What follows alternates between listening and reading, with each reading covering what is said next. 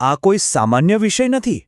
આ એક અત્યંત ગંભીર, સંવેદનશીલ અને હૃદયદ્રાવક વાસ્તવિકતા છે. એક એવી વાસ્તવિકતા જે આપણા ઘરો, શાળાઓ અને કૌટુંબિક પ્રસંગોમાં ધીમે ધીમે ફેલાઈ રહી છે. આપણે સ્પષ્ટપણે જોઈ શકીએ છીએ કે નાના બાળકોમાં અયોગ્ય શારીરિક વર્તન ચિંતાજનક રીતે વધી રહ્યું છે. આ કોઈ એવી બાબત બિલકુલ નથી જેને નજરઅંદાજ કરી શકાય. આ એક એવી સમસ્યા છે જે સીધી આપણા બાળકોના ભવિષ્ય અને તેમની માસૂમિયત સાથે જોડાયેલી છે. આ કોઈ કાલ્પનિક વાત નથી. આ એક કડવું સત્ય છે કે આ બધું હવે સામાન્ય થતું જાય છે. તમારું ઘર હોય કે શૈક્ષણિક સંસ્થાઓ, દરરોજ અનેક માતાઓ આ પ્રકારની સમસ્યાઓ વિશે અત્યંત ભારે હૈયે ફરિયાદ કરી રહી છે.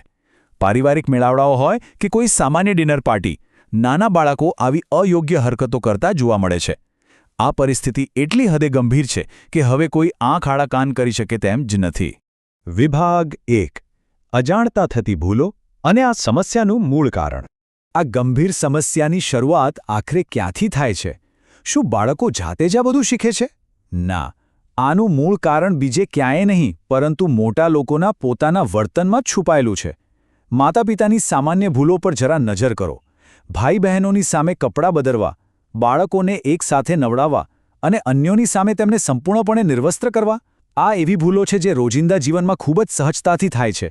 પરંતુ યાદ રાખજો, જ્યારે બાળકોને એકબીજાની સામે ખુલ્લા કરવામાં આવે છે ત્યારે તેમના કુમળા મનમાં બિનજરૂરી જિજ્ઞાસા જાગે છે અને આ રીતે અયોગ્ય શારીરિક પ્રદર્શનને આપણે સંપૂર્ણપણે સામાન્ય બનાવી દઈએ છીએ. હવે આ પ્રશ્ન પર અત્યંત ગંભીરતાથી વિચાર કરો. બાથરૂમમાં જતા પહેલાં કપડાં ઉતારવા શું ખરેખર જરૂરી છે? શા માટે બાળકોના કપડાં બાથરૂમની અંદર ઉતારવાને બદલે ઘરની વચ્ચે અથવા રૂમમાં ઉતારવામાં આવે છે? અંદર લઈ જઈને કપડાં ઉતારવામાં અને બહાર લાવતા પહેલાં કપડાં પહેરાવવામાં અથવા પ્રાઇવેટ પાર્ટ્સને છુપાવવામાં શું નુકસાન છે? આ નાની લાગતી ખરાબ આદત જ ભવિષ્યની અત્યંત મોટી અને ગંભીર સમસ્યાઓનો પાયો નાખે છે. આપણે એ સમજવું જ પડશે કે જો બાળકોના કપડાં આખા ઘરની સામે ઉતારવામાં આવશે તો તેઓ ક્યારેય ગોપનીયતા અથવા પ્રાઇવેસીનો અર્થ સમજી જ શકશે નહીં. જો નાનપણથી જ એવું શીખવવામાં આવે કે પ્રાઇવેસી નામની કોઈ વસ્તુ જ નથી, તો પછી તેઓ પોતાના અંગોને પ્રાઇવેટ કેવી રીતે માનશે? આ જ કારણ છે કે કેટલાક બાળકો જાહેરમાં પોતાનું ટ્રાઉઝર નીચે ખેંચી લે છે અથવા પોતાના શરીરને અયોગ્ય રીતે સ્પર્શ કરવા લાગે છે. બાળકોને પહેલાં વ્યવહારુ રીતે સમજાવવું પડશે કે આ તેમના પ્રાઇવેટ પાર્ટ્સ છે. આનાથી પણ વધુ નુકસાનકારક અને આઘાતજનક એક બીજી બાબત છે. ઘણી જગ્યાએ પિતા, કાકા કે પિતરાઈ ભાઈઓ માત્ર મજાક ખાતર બાળકના પ્રાઇવેટ પાર્ટ્સને સ્પર્શ કરે છે અથવા તેના નામ લઈને બાળકને ચીડવે છે.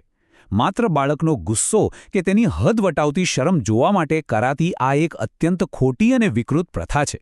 જાણી જોઈને બાળકોને અયોગ્ય વર્તન તરફ ધકેલવામાં આવે છે અને પછી જ્યારે પરિણામ ખરાબ આવે ત્યારે સૌ કોઈ માથું પકડીને બેસી જાય છે.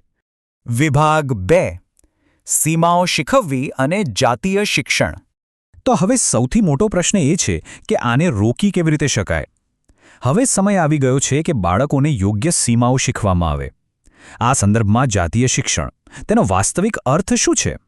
તેનો સીધો અને સ્પષ્ટ અર્થ એ છે કે નાના બાળકોને તેમના શરીર, વ્યક્તિગત સુરક્ષા અને શારીરિક સ્પર્શ અંગે તેમની ઉંમર પ્રમાણે સીમાઓ શીખવવી. આ શિક્ષણ અત્યંત તાકીદનું છે. નાના બાળકોએ સમજવું જ પડશે કે કયો સ્પર્શ સ્વીકાર્ય છે અને કયો સ્પર્શ સંપૂર્ણપણે અયોગ્ય અને જોખમી છે. બાળકોને સારા સ્પર્શ અને ખરાબ સ્પર્શ વચ્ચેનો તફાવત અત્યંત સ્પષ્ટપણે સમજાવો. તેમને એ શીખવવું જ રહ્યું કે જો કોઈ પણ વ્યક્તિ તેમના અમુક ચોક્કસ પ્રાઇવેટ પાર્ટ્સને સ્પર્શ કરે છે તો તે નિશ્ચિતપણે ખરાબ સ્પર્શ છે. તે વ્યક્તિ કોઈ પણ હોય, ઘરના સભ્ય હોય, શાળાના શિક્ષક હોય અથવા પડોશી હોય. જો આવું થાય તો તે સંપૂર્ણપણે ખોટું છે. દરેક બાળકના મગજમાં એક ઇમરજન્સી એસ્કેપ પ્લાન દૃઢ થઈ જવો જોઈએ. જો કોઈ ખરાબ સ્પર્શનો અનુભવ થાય તો આ 3 પગલાં લેવા જ જોઈએ. પગલું 1, તરત જ એ જગ્યાએથી ભાગી જવું. પગલું 2, કોઈ સુરક્ષિત જગ્યાએ પહોંચવું. જો રૂમમાં હોય તો બહાર આવી જવું, ધાબા પર હોય તો નીચે આવવું અને શેરીમાં હોય તો તરત ઘરમાં આવી જવું. અને પગલું 3, તરત જ શાળામાં શિક્ષકને અને ઘરે આવીને મમ્મી કે પપ્પાને જાણ કરવી. આ બાબતમાં બાળકના મનમાં કોઈ પણ પ્રકારનો ડર ન હોવો જોઈએ. આ ઉપરાંત બાળકોએ કેટલાક વ્યક્તિગત વર્તનના નિયમોનું પાલન કરવું જ પડશે. તેમને સ્પષ્ટ જણાવવું જોઈએ કે સારા બાળકો ક્યારેય કોઈની સામે કે ભરી મહેફિલમાં પોતાનું ટ્રાઉઝર ઉતારતા નથી. જે બાળકો આવું કરે છે તેમનાથી હંમેશા દૂર રહેવું. પોતાના પ્રાઇવેટ પાર્ટ્સને કોઈને સ્પર્શ કરવા ન દેવા અને અન્યોના પ્રાઇવેટ પાર્ટ્સને સ્પર્શ ન કરવો.